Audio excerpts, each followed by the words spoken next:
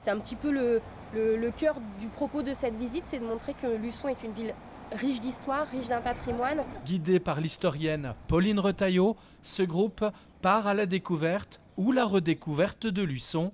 Une visite de la ville qui démarre par l'incontournable cathédrale Notre-Dame de l'Assomption.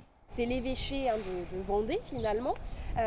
Alors c'est le cas depuis 1317. Et bon, je l'ai bien sûr visité cette cathédrale, mais je n'en connaissais pas l'histoire. C'est très important pour moi, mais je pense aussi pour les autres. Les autres, ce sont les touristes, des touristes hébergés sur ce territoire du sud de la Vendée et qui ne soupçonnent pas que la ville recèle autant d'intérêt, à l'image de ce cloître qui relie la cathédrale à l'évêché. Et il va demander, c'est assez surprenant parce que des cloîtres en pleine ville, on n'a pas forcément énormément. Et là, d'avoir cet espace qui est vraiment un espace public, on peut venir avec son bouquin, etc. C'est quand même très agréable. Une guide conférencière, elle amène des éléments d'histoire, de compréhension, donc on ne va plus regarder pareil. Direction maintenant le quartier du Bourgneuf pour ce groupe qui rassemble des hébergeurs touristiques. C'est toujours intéressant, on apprend plein de choses et puis on peut faire la publicité derrière, quoi. C'est notre rôle d'hébergeur. Alors les hébergeurs, ce sont les ambassadeurs de l'Office de tourisme et les ambassadeurs du tourisme. Donc on a, nous, tout intérêt à nous appuyer sur eux. Ils sont demandeurs, on est demandeurs.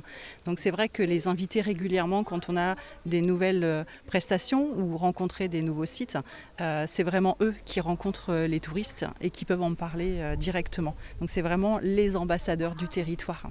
La visite se poursuit au Jardin du Maine, le poumon vert de Luçon, cité parmi les plus beaux jardins de France. C'est magique et il y a toute une partie qui n'a pas changé, que moi j'ai connue il y a presque 70 ans, donc qui n'a pas changé, c'est extraordinaire. Ce qui est extraordinaire aussi, c'est cet ancien château d'eau de style art décoratif.